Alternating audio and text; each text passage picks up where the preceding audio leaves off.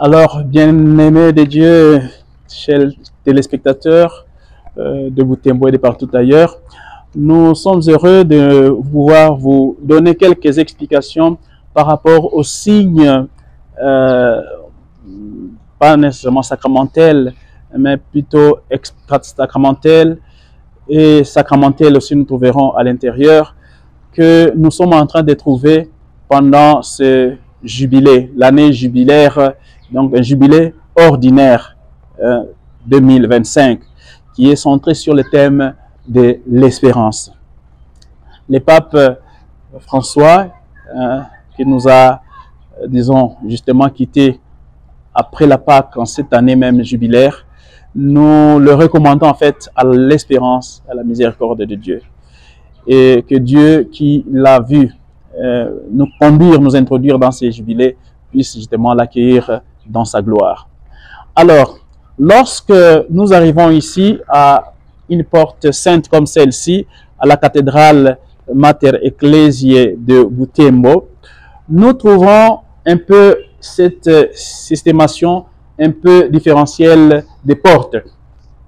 La porte qui est ici, au milieu, c'est celle-là qu'on appelle la porte sainte. Et elle est appelée sainte parce qu'elle ouvre à l'espace sacré, à l'espace de la sainteté. Et à côté, nous avons les portes ordinaires, à gauche et à droite, qui sont ouvertes durant disons, tous les jours ou toutes les années où on voudrait entrer à l'église. Tandis qu'ici, celle-ci n'est ouverte que pendant l'année jubilaire, l'année sainte, l'année des grâces. Et alors, l'année jubilaire, nous nous rappelons, nous l'avons dit déjà dans plus d'une émission, que la première fois que l'Église catholique a célébré un jubilé ordinaire, disons, c'était en l'année 1300. Et en ce moment-là, disons, c'était pour célébrer justement un anniversaire de la naissance du Christ.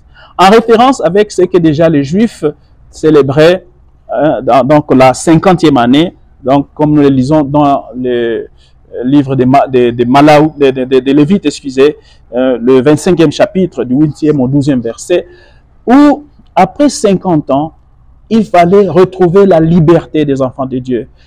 Il fallait retrouver la joie de vivre en ce monde. Parce que Dieu nous a envoyés dans ce monde, il nous a mis dans ce monde, pas seulement pour traverser, nous avons l'habitude de dire que nous sommes des pèlerins, mais c'est un pèlerinage utile pour nous, mais aussi utile pour le monde. Il nous a donné un monde à transformer et à faire de ce monde-là un habitacle d'amour.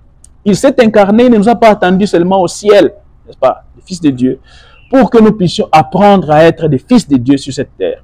Et alors, donc, l'année 1300 était l'année d'anniversaire où on réapprenait à donner la liberté à la terre et surtout aux personnes.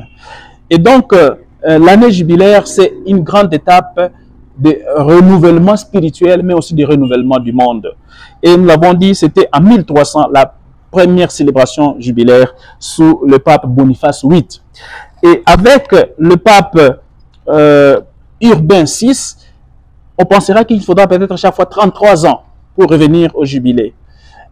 Mais petit à petit, on est allé plutôt vers la réduction à 25.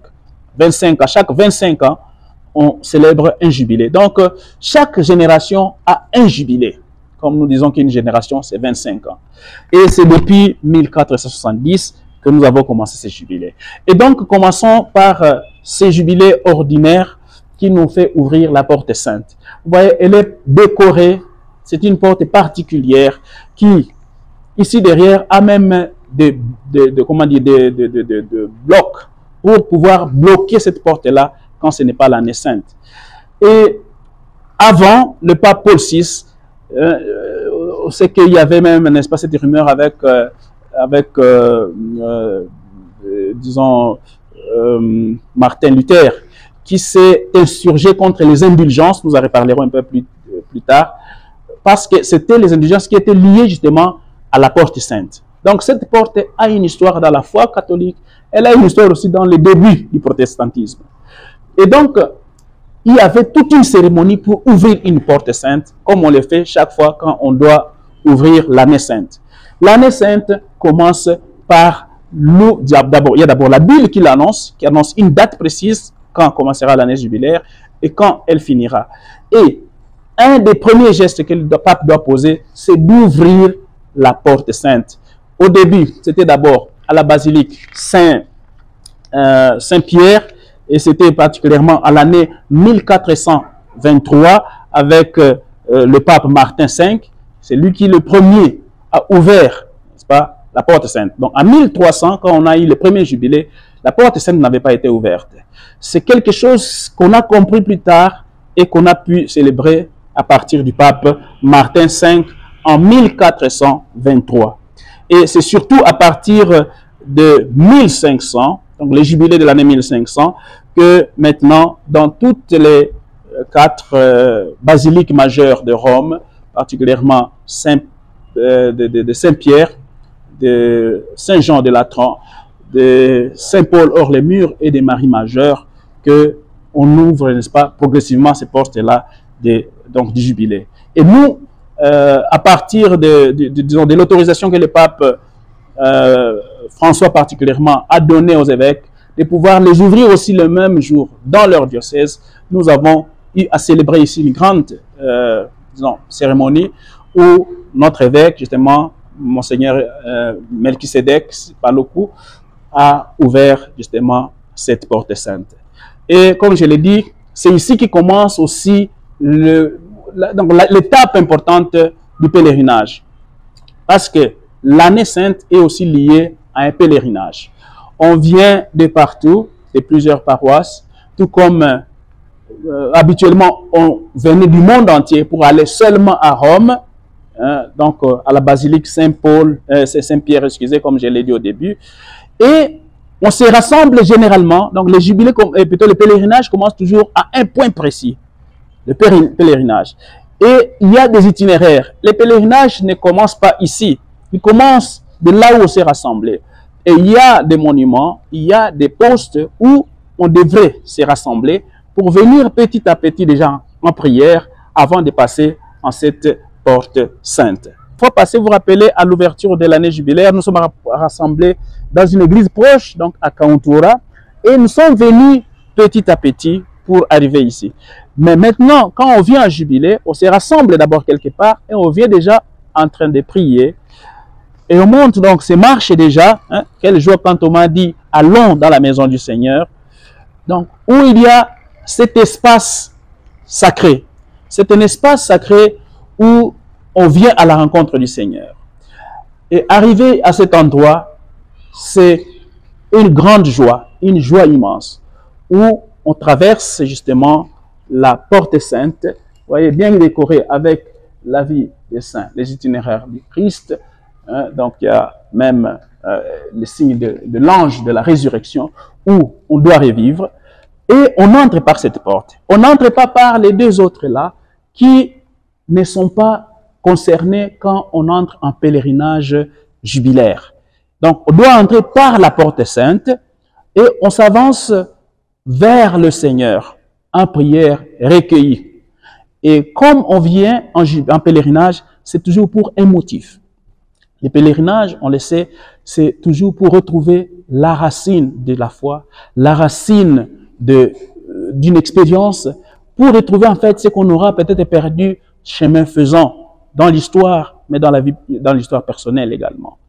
Et donc ici, on va avancer progressivement vers l'autel pour retrouver avec le Seigneur et grâce au Seigneur, n'est-ce pas, les sources et, si vous voulez, la force de notre foi.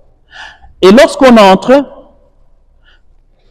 pour cette année particulièrement, la bulle Spes non confundit nous a demandé, n'est-ce pas, de nous refocaliser sur le signe de notre foi et de notre espérance, qui est justement la croix.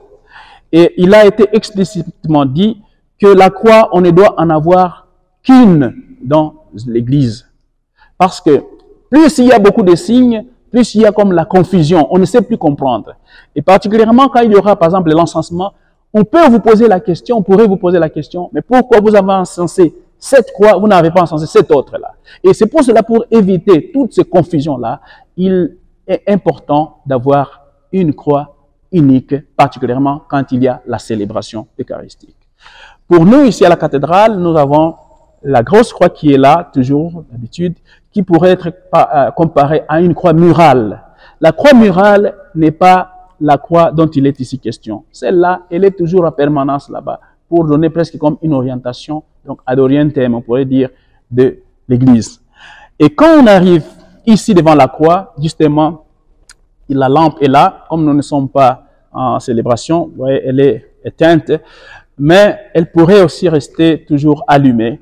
Et il y a donc le Christ. Quand c'est le prêtre, évidemment, il ira, disons, donner le baiser à la croix. Mais ici, nous avons, pour ce qui concerne l'année jubilaire, cette croix qui nous attend, en fait, pour nous recueillir et, en fait, présenter au Christ nos différentes prières. Je voudrais rappeler ici, justement, que l'indulgence est liée à ce processus-là de pèlerinage, de passage à la porte sainte, de recueillement au pied de la croix et à la participation à l'Eucharistie. Parce que l'indulgence suppose qu'on s'est déjà confessé. Ce n'est pas nécessairement à l'arrivée qu'on pourrait se confesser. On pourrait s'être déjà confessé ou alors attendre de se confesser ici, mais cette action-là est liée. Pourquoi? Parce que l'indulgence signifie cette rémission-là temporelle, extra-sacramentelle, donc une rémission du Seigneur pour ce que nos péchés ont laissé encore comme séquelles dans la vie des gens et dans notre propre vie. Quelqu'un peut avoir, n'est-ce pas, offensé un autre sans le savoir, ou disons les sachant, excusez, il s'est confessé, mais lorsque l'autre le voit, les conséquences de cet acte-là qu'il avait posé, il lui a peut-être volé sa chèvre, il lui a peut-être tué un membre de la famille, comme nous sommes en train de vivre dans de tels contextes, il lui a fait quelque mal, en tout cas, dont les séquelles ne sont pas encore disparues sur le plan temporel. Il s'est confessé, donc c'est lui qui l'a fait, mais la rémission, si vous voulez, temporelle n'est pas encore vraiment effective. Alors l'indulgence nous aide justement à retrouver cette sérénité-là, cette paix qu'on vient demander au pied de la croix à Jésus pour ces personnes-là et les conséquences que nous avons dans les actes que nous avons posés. Et ainsi donc, il y a une petite prière qu'on pourrait le faire à genoux sur ces marches ici, particulièrement, donc à un moment où il n'y a pas de célébration eucharistique en cours là-bas. Oui, il y a d'habitude, lorsque la messe commence, il y a la croix, parce que celle-ci est celle du jubilé. De façon générale, il y a ce qu'on appelle la croix d'autel. Dans l'architecture environnante, disons l'architecture sacrée, nous n'avons pas nous avons l'habitude d'avoir des croix murales parce que l'Église est orientée déjà vers, comme on le disait déjà, ad orientem. Non pas nécessairement vers l'Orient physique, mais vers le Christ. Alors, souvent, quand nous entrons dans une église, nous voyons vers le mur du sanctuaire, ceci s'appelle sanctuaire ou presbyterium, le sanctuaire, il y a souvent la croix au mur. Celle-là, c'est une croix murale. Par contre, comme depuis le Concile Vatican II, donc après 65, nous avons l'autel qui n'est plus collé au mur, nous l'avons un peu plus en avant. Alors, la croix est souvent, donc il y a souvent une croix qu'on appelle maintenant la croix d'autel devant, un peu en face du peuple de Dieu. Cette croix-là, il y a encore beaucoup de théories vers où elle devait être orientée, vers le peuple, vers l'autel, vers le prêtre. Bon, je laisse un peu entre parenthèses tous ces débats-là, juste je m'arrête au symbole, parce que l'autel, c'est le Christ, c'est le calvaire, le lieu où le Christ a offert le sacrifice, pour notre salut. Et alors, il faut donc comme ce contact visuel-là, parce que l'homme travaille et comprend beaucoup de choses par rapport au symbolique. Cette croix-là représente déjà ce moment-là sacré où le Christ offrait le sacrifice pour nous. Et donc, il faut cette croix d'autel. Et il peut arriver justement que pendant la procession, par exemple, qu'on ait porté une autre croix, ou comme nous l'avons aujourd'hui avec l'année jubilaire, donc à côté, à ce moment-là, il n'est plus nécessaire d'avoir une autre croix d'autel, si on peut avoir ce contact physique. La croix là représente donc la croix du calvaire, la croix du Christ, et c'est pour cela que lorsque on a l'encensement au début de la célébration et au début de la messe et au début de la, disons, de la deuxième partie, donc après l'offertoire, on a l'encensement de tout ce qui est christique dans la célébration. D'abord, la croix, justement, la rubrique nous dit, il faut d'abord encenser la croix, et puis l'autel avec les offrandes. Et alors, le prêtre fera donc ce tour-là, et pendant les temps forts, nous avons souvent aussi pendant le temps pascal, nous avons aussi le cierge, mais il viendra donc pour encenser la croix quand il y arrivera, si elle n'est pas posée sur l'autel, et c'est alors qu'il continuera. Et on encensera alors le prêtre aussi, donc ça peut être aussi l'évêque à ce moment-là, qui préside à l'Eucharistie, et le peuple de Dieu. La croix, l'autel, les offrandes, avec le prêtre et l'assemblée s'encensent de la même manière, pour signifier toujours cette présence-là du Christ en ces personnes-là, en ces signes-là. Et en ce moment-là, justement, avec le peuple de Dieu, le Christ est présent. Donc, aussi bien dans les sacrifices, donc les offrandes qui sont données, les oblats là-bas, aussi bien, donc qui vont être consacrés, transformés en corps et en sang du Christ par la transsubstantiation. Nous avons le signe qui nous rappelle notre salut, obtenu par le sang du Fils de Dieu qui a coulé au calvaire. Nous avons nous aussi qui sommes le Christ aujourd'hui dans le monde et les prêtres, et nous avons le même type d'encensement.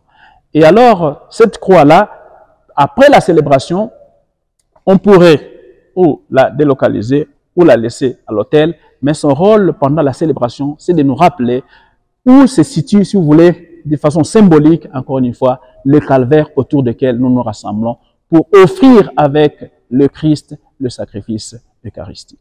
Il y a des endroits où c'est prévu même, n'est-ce pas, il y a dans d'autres endroits, des petites bougies, des petites boîtes où on peut déposer une bougie. Et alors, on pourrait déposer cette bougie-là comme signe de notre prière, et particulièrement pour les personnes pour lesquelles nous prions. Parce que l'indulgence, nous la demandons pour nous qui sommes encore vivants, mais aussi pour certaines personnes qui sont mortes sans réussir à se confesser, à obtenir ce pardon-là de l'indulgence, n'est-ce pas, des autres. Et donc, l'Église, à partir du trésor qu'elle a, de pouvoir ouvrir, n'est-ce pas, hein, comme Jésus nous dit, la miséricorde de Dieu, rehema, yabuana, de pouvoir répandre ça aussi bien sur les vivants que sur ceux qui sont allés un peu avant.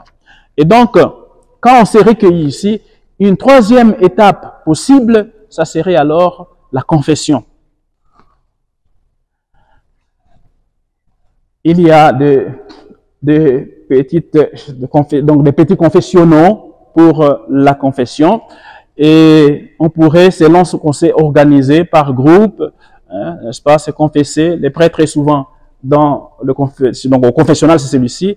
C'est toute la structure qui est confessionnale avec les trois chambrettes. Celle du milieu, généralement, c'est celle du prêtre. Et puis, les pénitents viennent à tour de rôle de part et d'autre. Cela doit survenir avant la célébration eucharistique.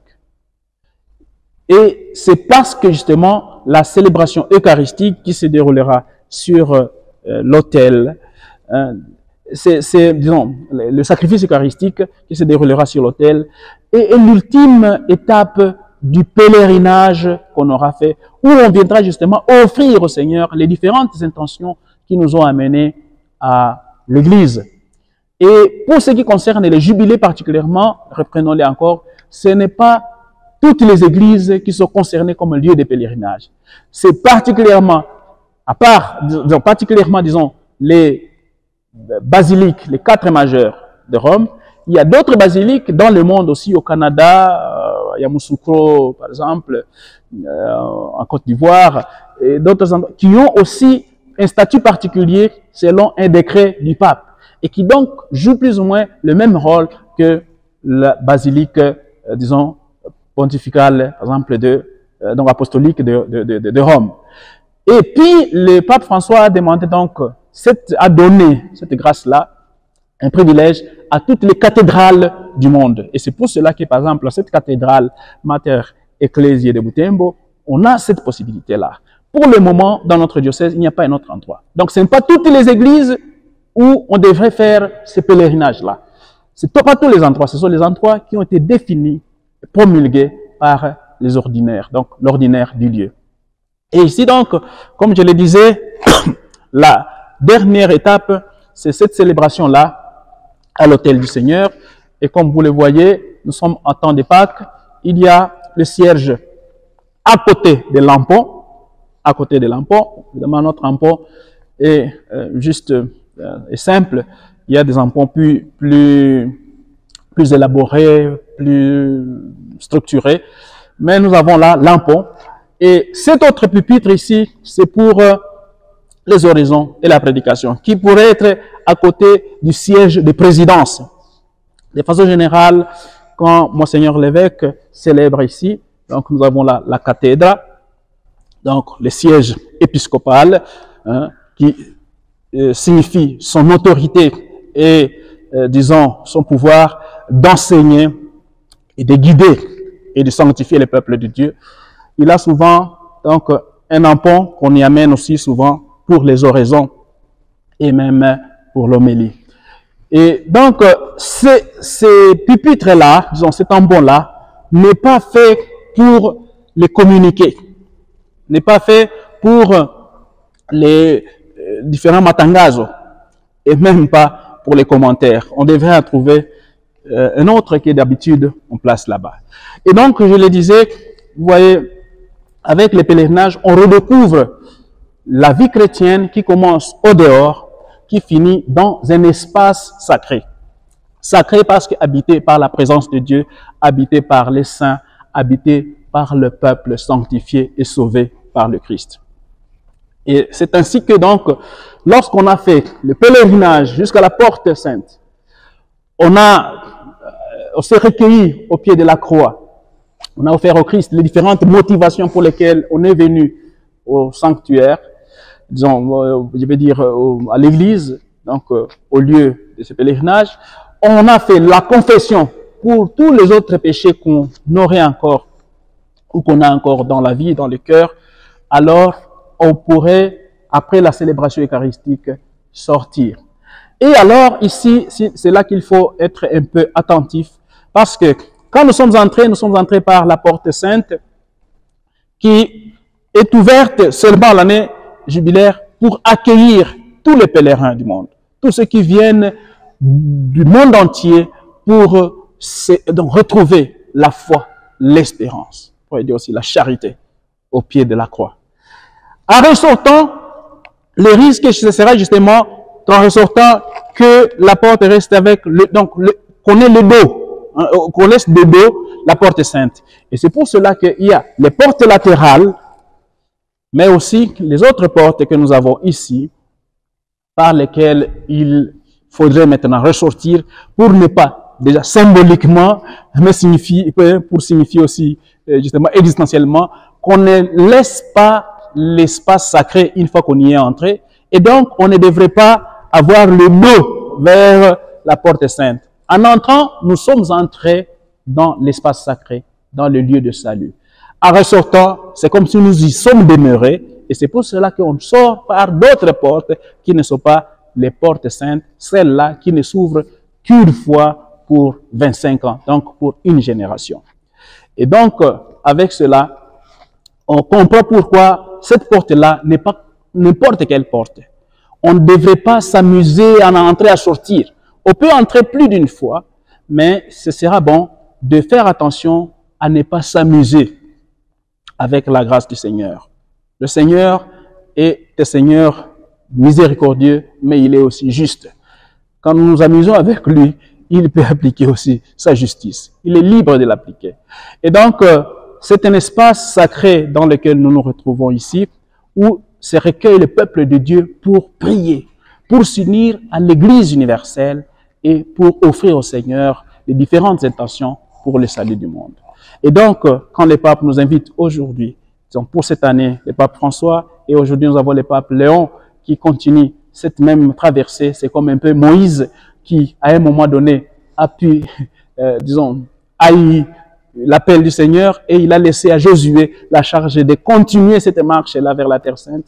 Et le pape Léon est celui peut-être qui va nous introduire justement à la fin de notre pèlerinage d'Espérance 2025, qui est un espace, disons, de rencontre avec le Seigneur, de rencontre avec les frères, de libération surtout des opprimés, des malades et de toutes les personnes qui désespèrent aujourd'hui de la vie. Et donc, c'est une joie de nous retrouver ici et de comprendre mieux, peut-être qu'avant, ce que nous sommes appelés de faire et ce qu'il nous faut vivre dans l'année jubilaire, les signes que nous avons évoqués au courant de cette émission. Et nous n'avons plus qu'à souhaiter à tout et chacun un bon pèlerinage encore d'espérance.